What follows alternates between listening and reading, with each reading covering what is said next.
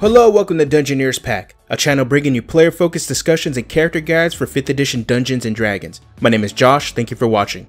For some time in 5th edition, players have been seeking an easier way to play out their werewolf character fantasy. Tasha's Cauldron of Everything gives us that chance with the Path of the Beast Barbarian subclass. In this video, I'm going to cover the mechanics of the Path of the Beast Barbarian subclass, give my opinion on them, and give you some ideas on how you can fit this subclass into the official 5th edition settings. Before we get started, an easy way to support this channel is to like, share, and subscribe. Also, hit that notification bell to know when new videos are up. You can also support us directly at our Patreon by becoming a Dungeoneer. When you become a Dungeoneer, you get access to an exclusive role in a private chat in Discord, access to all the character build scripts, and you will be able to listen to an audio-only version of each week's video before it goes up. You can find a link to the Patreon in the description below. With that said, let's get started. The first feature we gain when we pick up the Path of the Beast Barbarian subclass grants us alternative weapons revealing our inner beast. Form of the Beast allows us to choose from 3 natural weapon options when we use our Rage ability. The weapons are considered simple melee weapons, and we can add our Strength modifier for their attack and damage rolls. The weapon we choose sticks around until our Rage ends. We can choose from the following weapon options. The first option to choose from is the Bite attack. Bite deals 1d8 piercing damage. Also, when we deal damage with our Bite attack, once during our turn, we can regain hit points equal to our proficiency bonus as long as we have less than half our total hit points when we hit. The next option is the Claw attack. Claw deals 1d6 slashing damage. Once on each of our turns, when we attack using Claw with the attack action, we can make one additional attack using Claw as part of the same action. The last attack option is Tail. Tail deals 1d8 piercing damage on a hit and has the Reach property. Whenever a creature we can see within 10 feet of us hits with an attack roll, we can use our reaction to swipe our tail and roll a d8, applying a bonus to our armor class equal to the number rolled, potentially causing the attack to miss us. Looking at the attack options, they do require a player to consider how they can or should incorporate them into their character concept. Depending on your character concept, it may not make sense to use some of these options, or will require some collaboration with the DM to reflavor an option to fit your character. Each weapon attack option is flavorful, but mechanically they are not equal. The Bite attack has the potential to keep us in the fight longer, but only if we are sitting at half hit points. While the half hit point requirement to trigger the life gain is for balance purposes, at certain points you may be left with an attack that's benefit is not active. The Claw ability on the other hand is the strongest of the 3 options, even if it has a smaller damage die. From the get-go, it allows us to make an extra attack with each attack gaining the bonus damage from a Rage and Strength modifier. When we gain the extra attack feature, this allows us to make 3 attacks instead of the usual 2. Given that this allows us to make extra attacks, this will allow us to trigger our level 10 feature, Infectious Fury, more than once a turn. I will cover this later in the video. The Tail attack provides a defensive benefit, giving us a limited range shield spell like reaction. The Tail having the Reach property can help us maintain distance, but there isn't really any way to take full advantage of the increased attack range. All of the attacks require Rage to be active, so it's still best to rely on another melee weapon for your main source of damage.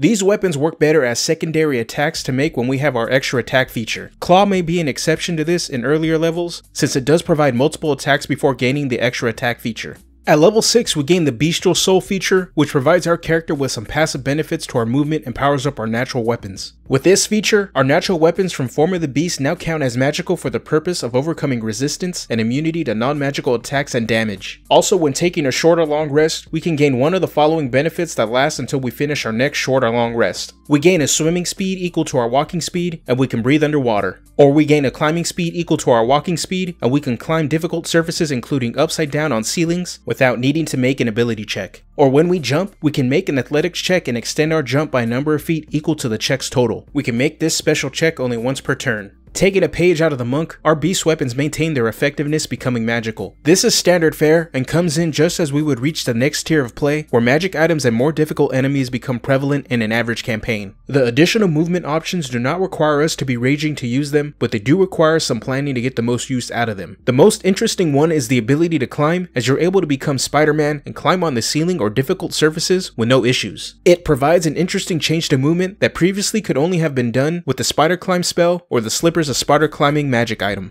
Coming in at level 10 is the Infectious Fury feature, which will trigger effects when dealing damage to an enemy with our natural weapons. When we hit a creature with our natural weapons when we are raging, the target must succeed on a wisdom saving throw against a DC equal to 8 plus our constitution modifier plus our proficiency bonus. If they fail, they suffer one of the following effects of our choice. The target must use its reaction to make a melee attack against another creature of our choice that we can see, or the target takes 2d12 psychic damage. We can use this feature a number of times equal to our proficiency bonus, and all uses recharge after a long rest. Infectious Fury has the potential to let us pile on some serious damage as long as our enemies fail to save. Pairing this ability with the claw attack will allow us to trigger this a maximum of 3 times a turn with the extra attack feature as long as we have enough uses. What is really holding this back from having a reliable big burst of damage is having the enemy make the save. The other option to turn our enemies against each other is fun, but may not be as effective as the 2d12 psychic damage.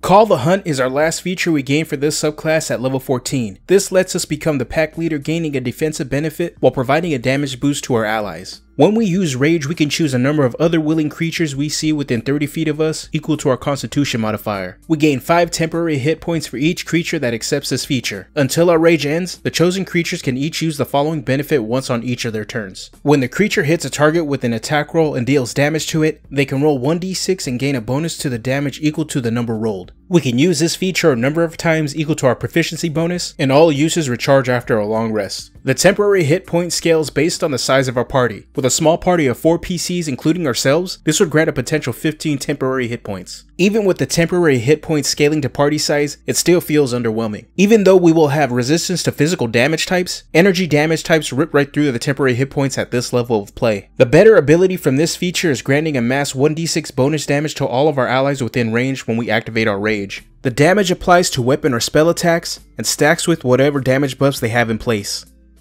Before I give my final thoughts on the subclass, let's take a look at how we can fit the Path of the Beast Barbarian into the official 5th edition settings. For traditional fantasy, this is a perfect subclass for players that love gothic horror. This subclass allows a player to play a were-touch character or a vampire spawn. In Eberron, this could be a shifter that has embraced their primal nature, or this can be a failed experiment by House of Dallas when they were attempting to create super soldiers for the last war. In Ravnica, this could be a Simic hybrid who is a test subject in the Simic Combine's Guardian project. Or this could be a member of the Zertog Rook clan who is connected to the old gods of Ravnica's past. And finally in Theros, this could be a former Setessan warrior turned hermit who has left the polis to live a life in the Nessian wilds, becoming Nylea's chosen champion to defend the woods from those who want to destroy it. The Path of the Beast Barbarian fills in a character fantasy that was missing mechanics to support it in 5th edition. With this subclass, we can now play a character that takes on a monstrous transformation and use that power to be a hero. The mechanics are broad enough in flavor that they could be applied to horror-themed concepts like a werewolf or vampire, or applied to a character attuned to the primal forces. Mechanically, the subclass is centered on the use of the natural weapons that have solid damage output, but the benefits they provide may not always be active. Being that their use is tied to rage, the natural weapons are a great secondary source of damage to support our primary weapon, which may be more reliable or powerful. When looking at all the features, defensively, this subclass provides similar options in comparison to other barbarian subclasses, but just like all other barbarian subclasses, its defensive abilities are outclassed by the totem barbarian subclass. This subclass's strength lies in its offensive abilities. The natural weapons put an emphasis on attacking, which is more evident with the claw option, which provides an additional free attack. When we pair certain weapons, feat combinations, or race choices with the claw attack option, we can increase our damage output in raw numbers or gain access to an additional attack as a bonus action. The aggressive role the mechanics allow us to take matches perfectly with the subclass's flavor of being a warrior powered by bestial fury. With that said, I want to hear from you. What do you think of the Path of the Beast Barbarian? Let me know down in the comment section. If you want to discuss this subclass or other 5th edition content, join the Dungeoneers Pack Discord. A link to the Discord can be found in the description below. If you're looking for ways to be a power armored hero like Iron Man in D&D, check out my video on the Armorer Artificer. You can click on the video on the screen to see the new features this subclass can bring to your table and how you can fit it into the official 5th edition settings. Alright, I'm out of here. Have a good one.